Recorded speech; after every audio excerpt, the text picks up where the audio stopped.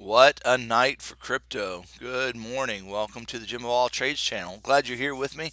We're just going to do a very quick update on this Saturday. I've got some guests here and want to get to them, but I want to give you an update and I don't want to leave you hanging on what's going on. So let's just jump right in. Want to say, first of all, I'm not a financial advisor, and this isn't financial advice.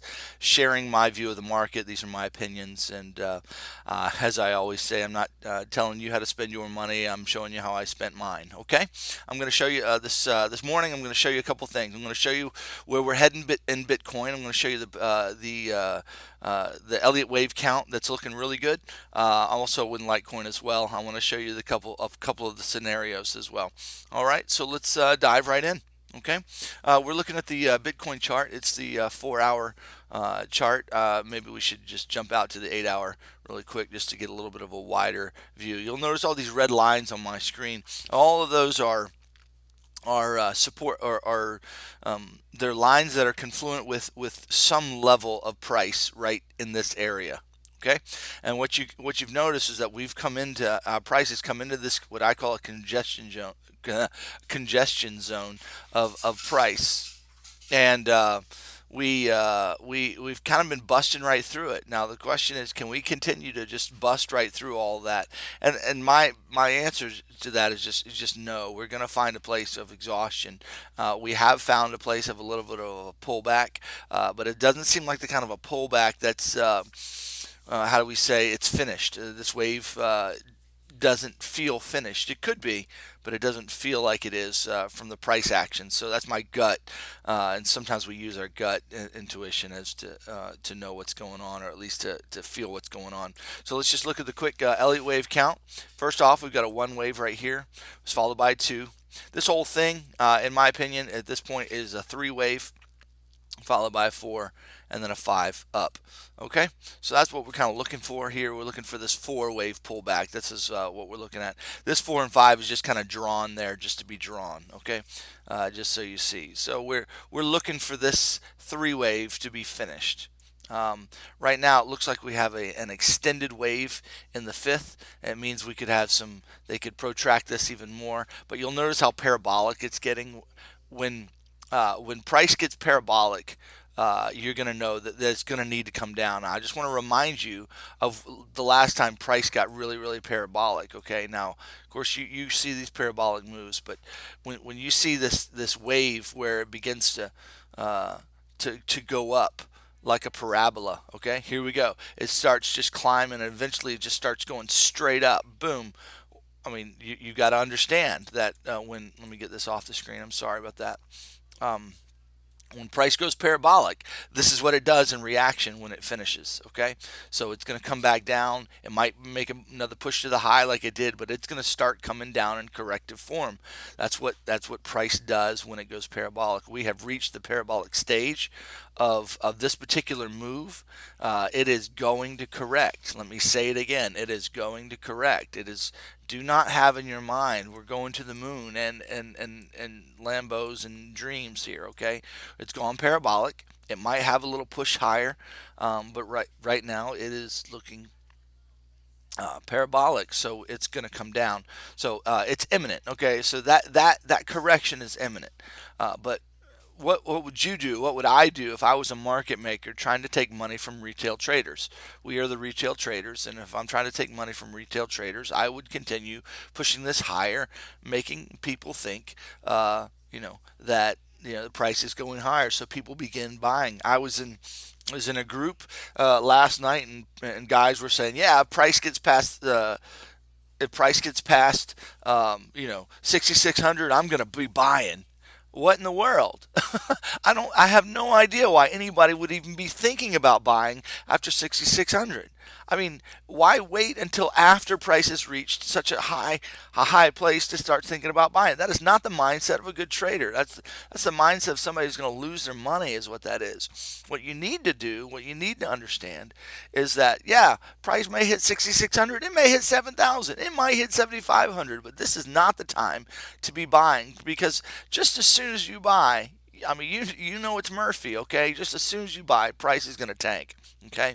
So You might miss a trade. Okay, you're going to get another chance for another trade. It is when we invest our money, we're not looking for high risk, low probability trades. We're looking for low probability, low risk trades. Okay, we want to spend our money well, and this market is designed to take your money. And so when you're swimming with sharks, you need to be making sure you're swimming with safety nets around you. Okay, so this is the way we need to be thinking as traders. So we're going to wait for this move to be finished. We need to wait for this move to be finished. The count here is going to be, there's a one wave followed by two. This is three, four, and then we have an extended fifth. It's a clear count now. Everything is clear and plain. It's right in front of us, and it's about finished. Okay, I'm not going to dive in here and try to subcount that. Just know that it's an extended fifth wave. You can do a little research on it. If you'd like, and it's got room to go up a little bit more. I say, how high could it go? Well, basically the targets we need to have are these lines right here, these structure points. But the most important structure point that I see right now is about $7,400. That is the one. Uh, we've got a little one right here at the 7,100, but this 73.93, $7,400, this peak right here is certainly a strong possibility. Now we got to get past this peak as well and this peak. So I say 77 is a strong point, and then you've got this 8,500. Okay, so I mean these are the points we have to get past, and if this thing is going to extend that high, that's crazy. It's just hard to tell whether it's going to do that. And if you want to enter a trade based on some kind of crazy notion that it might continue up that high, then you go right ahead. I'm looking for a pullback first, and then probably a continuation to that high. That's probably the way it's going to play out. That's what I'm looking for. We need a pullback here, some kind of a correction. What you'll notice, you say, where is it going to correct to? It's this zone right here. That's most likely the landing place of that zone. Now, what something you need to know is that one thing you can do is measure from the this wave here, the third wave, and it will retrace the 38.2% of the third wave to the four wave. So if we measure, put the retracement tool here on to the top of the wave, here's 38.2%. Look where it comes down to right here at the top of this wave. So it's going to probably land in this ballpark at the where this box is in this congestion zone. So that's what we're looking for. Okay, so for BTC, we are looking for a correction. I'm waiting for it any time. They might push price up a little higher. 70. It didn't quite reach 7,000 last night. It just came up just short of it. They're probably going to push up through it, maybe to the 7,100, maybe to the 7,500, and I'm expecting a correction after that. Okay, so be looking for that. Be safe out there in your trades. Don't be. But man, if price comes down here to this area, to this, I mean, that is a. I will be taking that as a buy. I will be buying that. So I'll be ready. I am ready to buy that and ride that wave up. Okay, so that's what we're looking for Bitcoin. Let's look at Litecoin. What do we see here? Well, we got the same kind of count in Litecoin. Okay, let me show you what we got. We've got a one, we've got a two, we got a three. Now we're making the four, but I don't think the four is in. Remember, we've got to be confluent with Bitcoin at some level. Right now, my count for Litecoin is an ABC. Let me just drag this over here and show you what I'm looking at. This is my count. So this came down for an A wave. This is actually a B wave followed by a C wave. That's my count. So I'm expecting when Litecoin makes its when Bitcoin makes its correction down, Litecoin is also going to make its correction. Now, how do we know? How can we know what our count is? Is there a way to test it? Let me show you a couple of ways we can test our count. I made a trade last night. It was a beautiful trade. I increased the account, and I was very happy with the trade. Basically, traded this triangle for all intents and purposes. Okay, traded it broke out. It retested the entry, for that trade was right here. Okay, at the roughly about the $75 mark to $74 mark, 74.50 to 75 in that place, and I called that trade out in the Litecoin swing trading community. I told people if it breaks out and retests, that's your entry point. Hope you got in on that move. So, and then we had just a run up here from $75 all the way up to $88. Now, where did I get out? Where did I take profits? I did take profit already, and I'm waiting for a re-entry. I'm waiting to see what the market is doing. You say, what if you miss more? What if it goes up a little bit more and you miss out some? That's called FOMO, guys. We're not looking to catch every dollar that's available to be made. We're to make high probability trades and take profit at good zones here. So here is where I took profit. We threw the fibs on here. I was expecting price to come all the way up to the $87 mark. You can see this arrow. I took profit actually at 87.30. The price is currently rising a little higher. It did spike that way last night, and you say, Jim, are you worried about that? You're missing that move right now. Is that bothersome? Well, no, not really. And in fact, I'm looking at price. You can kind of see it rising right now. No, I'm not bothered about that because the next target is $91. If it comes up to the $91 mark, this 91.36, and I had this target on my chart before this move ever happened. Again, these are my two targets. I had these arrows there. I hit the first target and I was happy. Now, if price goes up here, that's fine. I'm looking for a reversal. So if Bitcoin pushes up a little bit and Litecoin pushes up a little bit and reverses there, that's what we're looking for. But what if price continues on to the 1618 up here? If that happens, then we're not there's a good possibility this isn't an ABC, but rather this is a 1-2, and this is a 3 wave. It's going to correct for a 4, and then we'll be going up for a 5. And so, if that's the case, then this 3 wave is really the 3 wave of a 5th wave.